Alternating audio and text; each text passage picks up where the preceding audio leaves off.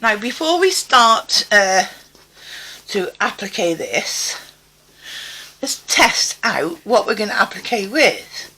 I've put, where's my pointer-ish thingamybobs, whatever it is. Oh, come here. There you are. Right. I put an applique foot on here, yeah? Wake up machine. I put an applique foot on here, and as you can see in the centre of my applique foot is a red dot.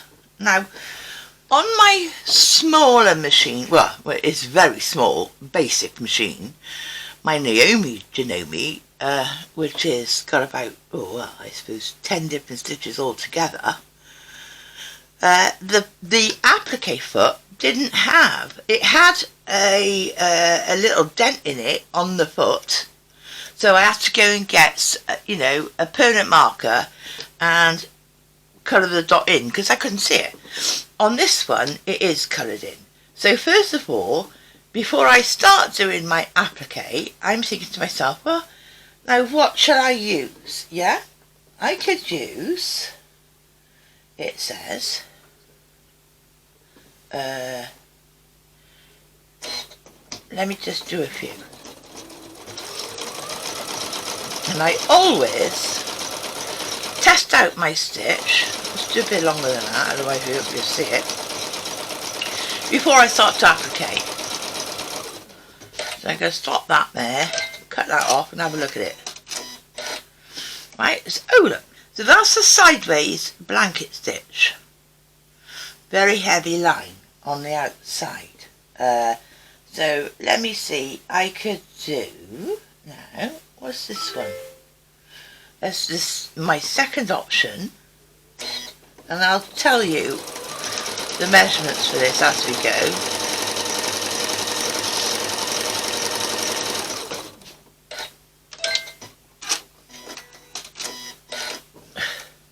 Right, that's an applique stitch, a blanket stitch, or whatever you like to call it, and it's got less of a line and much smaller bits going out. That's nice. Or I could use a zigzag. So let's see what a zigzag would look like.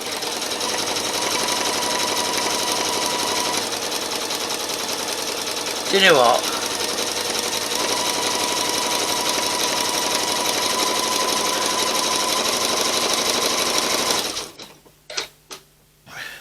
Cut that.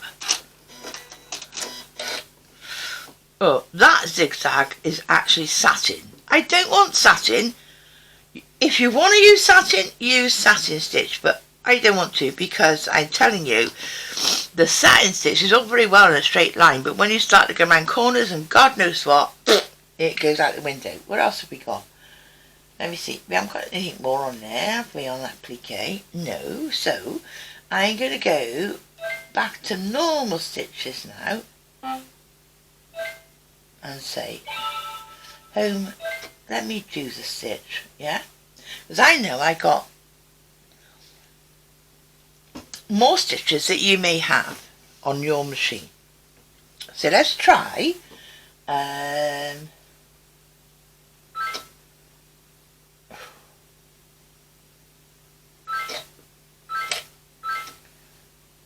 yeah,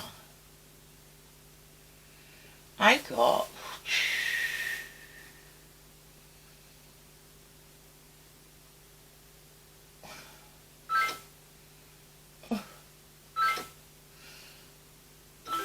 this one,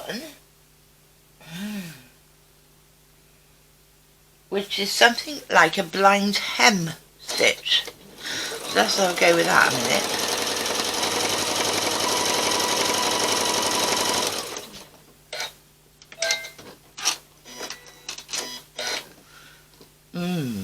Well, but I don't think there's enough bite in the material. I can change it, but I'm looking at what you may have on your machine.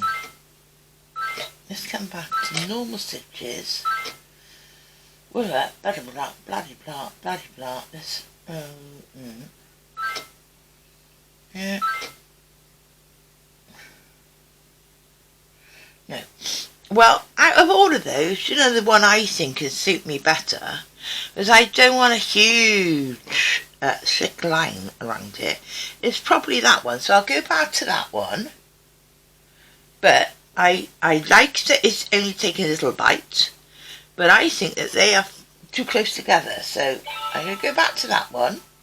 I can't tell you what it is, because on your machine, a minute, it'll be different. Applique. Which one was it? I think it was that one. I think it was that one. So let me just...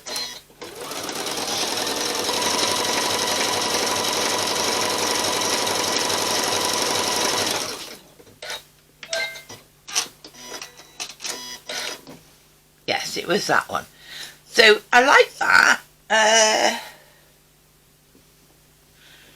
Let me just... What I wasn't watching, actually, I wasn't watching where that fell on that applique line, yeah? Now I'm watching it.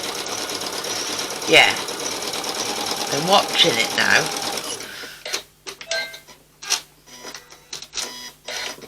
So, oops, the outside line was right on my red mark on there. So that's fine. However, my stitch length is 2, yeah? So I might bring that up to 3 or 4. Let me just, if I bring that up to 3, do it again. What does that do?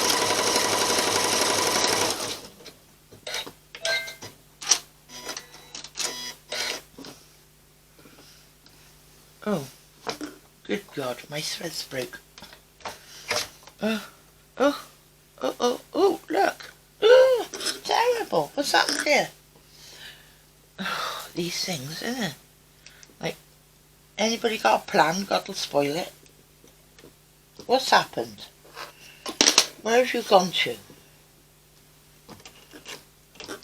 Oh, I still see something attached there. Put that in there. Right. Everything's coming off the reel, lovely. That's alright. I don't know why then. Absolutely don't know why that happened. But you know, man makes a plan, God bless. Just rethread that a second so that we can continue. Okay. So, actually me moving it made it a wider bite. So let's go back to 2, default settings. So I'm going to say I want it to go maybe 3 on the width. So I'm keeping that small bite, but I'm hoping this time that my, let's do it down here.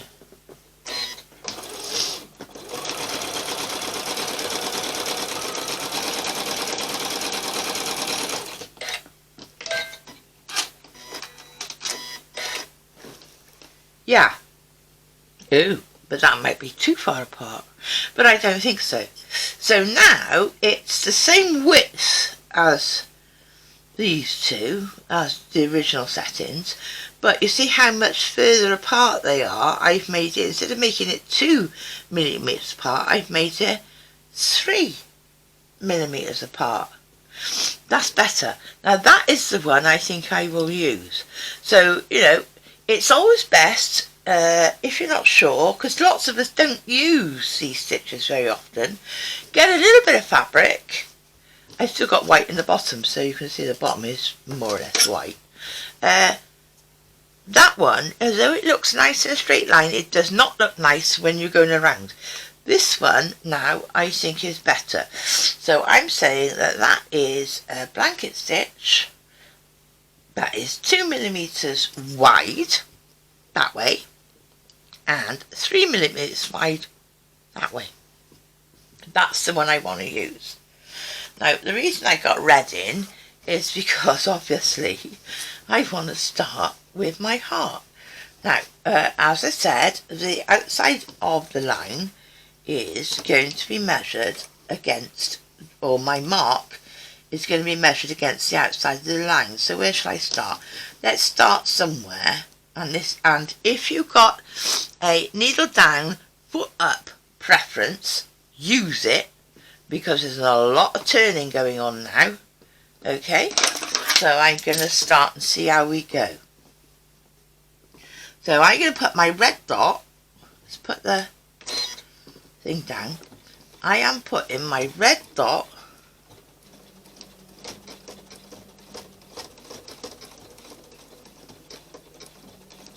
and trying to keep it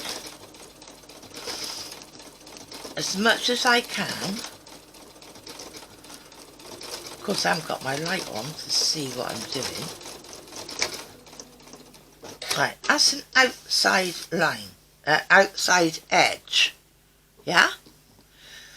So now I need to turn it.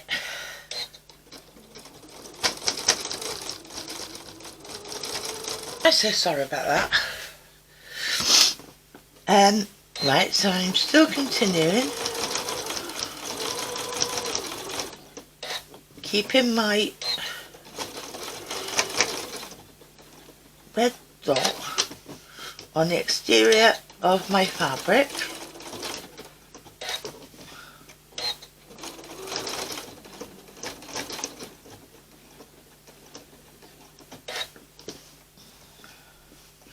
And learn the rhythm of your stitch, okay? How can I say that?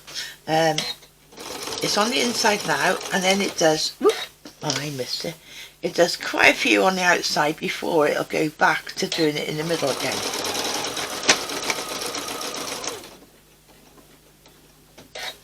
See? So you learn. Now,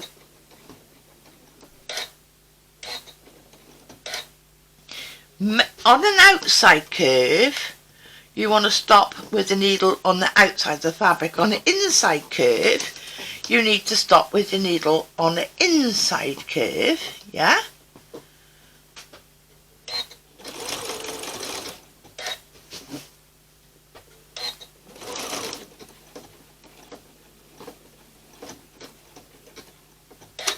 It does about 3 before it goes in. 2, 3, in. 1, 2, 3, 3, in. 1.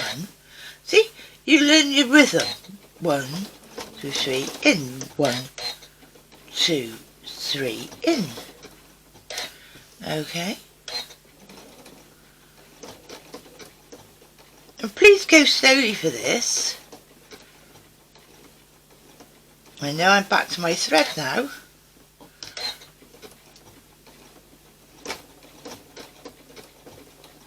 So I've just overlapped it a bit, which means I can cut it off. So now, yeah, obviously you're going to use matching thread. That was where I started, and that's where I finished. Alright, so that's that heart down. Yeah? And with that larger opener stitch, it's down. There it is on the back. It's down, but it's not, what can I say, really in your face, is it? But I know that's held absolutely firmly. There's nothing that's going to happen to that. Another thing you can do is you can use some clear, it's almost like fishing line. What do they call it? Well, it's just like, you know, see-through thread on your top bottom. Do not put it on the bottom. Leave that as it is. But see-through thread, some sort of like non-showing thread, and then you wouldn't see a thread at all. But I think if you've got a nice matching thread, at the end of the day, it doesn't matter, does it? So, you know, as you go. So let me just now pick up my green that keeps getting caught on a bit of a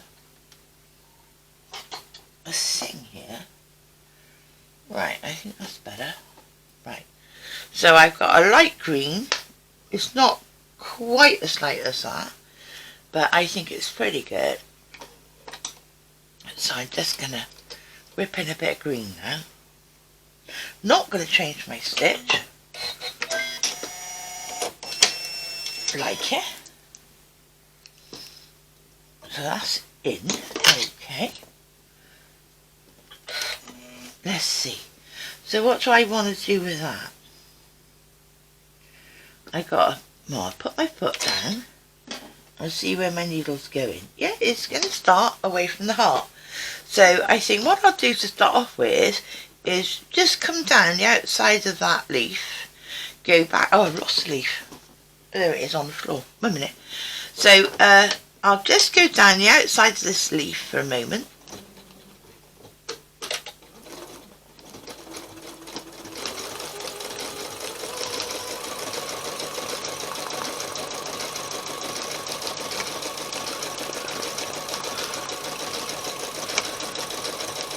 And I am making that red dot follow the external part of my leaf as best I can. Or the external part of my stem, I should say, shouldn't I? It's got stuck there a bit because of that thickness. It's got stuck. I might have to just hold that up a titch. Yeah, I just held it up a titch.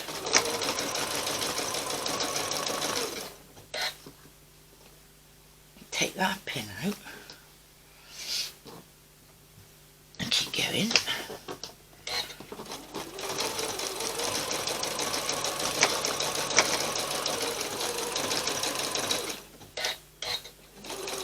And now I'm into the seam allowance, which is going to get tucked under with our binding eventually. Okay, so hope you can see I've done that one. And then I'm going to come more. I've got to go and find that leaf.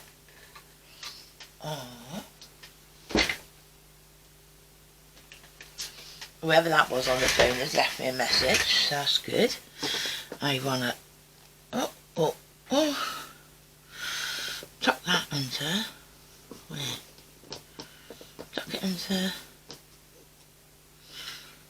Oh, yeah. What's it got to think? No, probably. I got to think now. Yeah, no, probably about there. I want it to look nice, right? So I can pick that up now.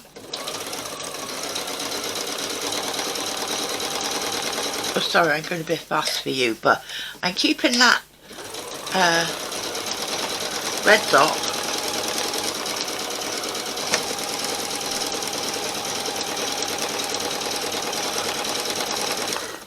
oh, that can come out. No, we don't need that anymore.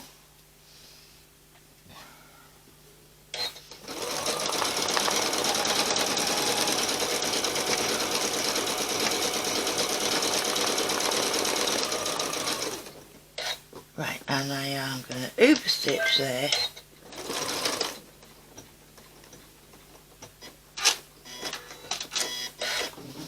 So it won't go into my red.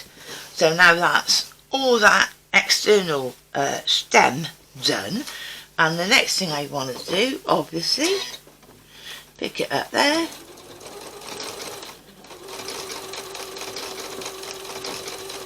And carefully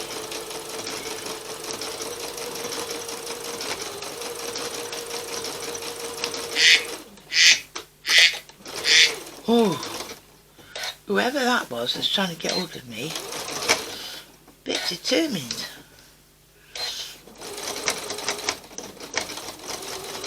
It's stuck now. I'm just going to lift it a little teeny bit.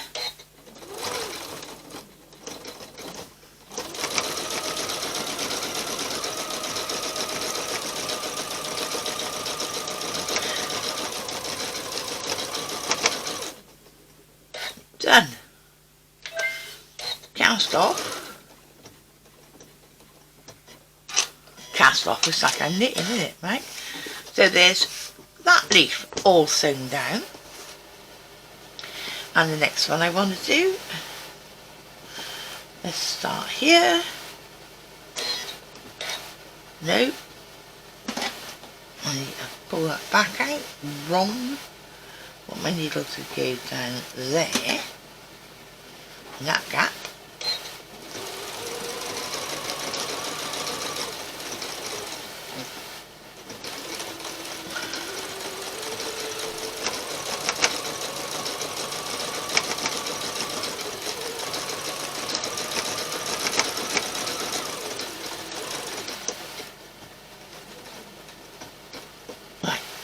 Oh, I had it on the inside. Never mind.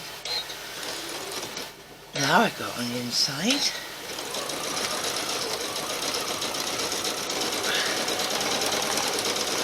Just following the contour of the leaf with my red dot. And now, casting off.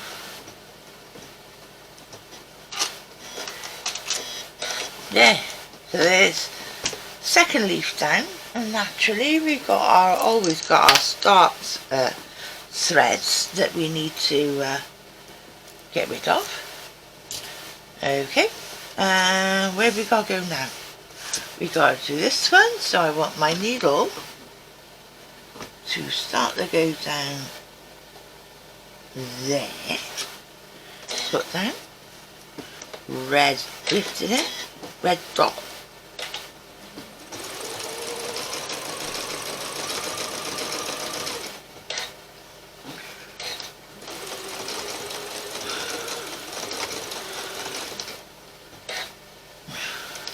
More. Right, I'm at the top now.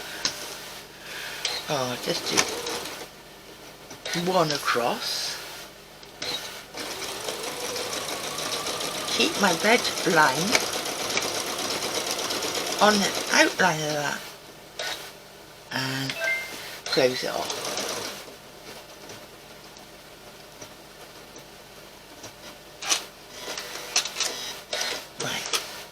So there's that one down, and we've got one more to go, haven't we? So,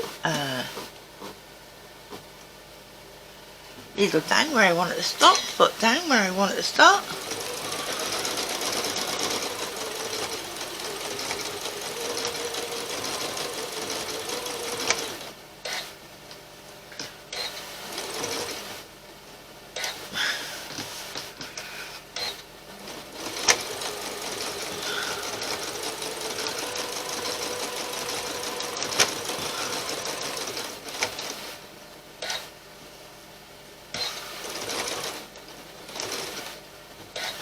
And close it off.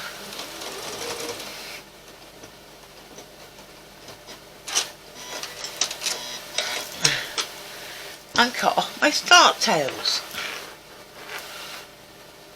There. There. Okay. So that is all that flower now sewn down. There's the back of it. Not too bad. There's the front of it. I got white in the bottom, so you know.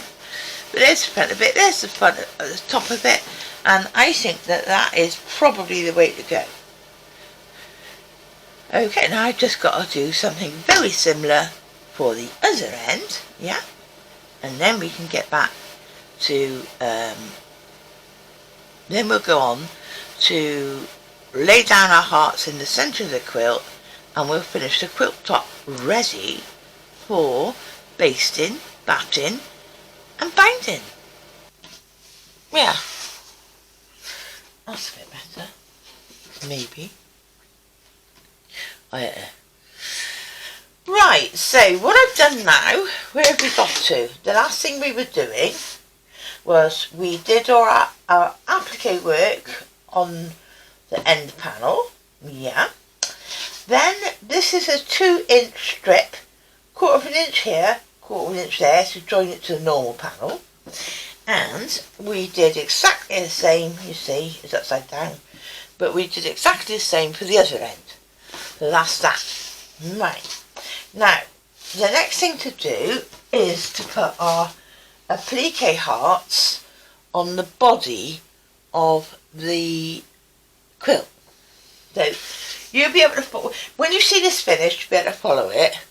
But basically, it was 2 rows up, start on a white, one going that way, and then 1, 2, 3, 4 rows up, across there, start that way, and you can't see them, but that side, if you turn the whole quilt round, you do exactly the same there. So now, I am going to iron that down, and then applique in the same fashion as we've done that. And then our tabletop is ready to baste to the backing, the batting, and baste the backing on it as well, and then do whatever sort of top quilting you feel you want to. So I'm going to just do that, and I'll show you when I finish going around these shapes. So this now is the quilt top finished. From one end we've done the applique on the hearts, and they come back in exactly the same way, and now we've got the applique on the other end. So that is a table runner quilt top finished. So the next thing we need to do is to baste it to its wadding or batting, and whatever back fabric you're going to use. And once I'll show you how to do that, and once we've done that, once we've basted it into a sandwich, then we need to do our top quilting on it.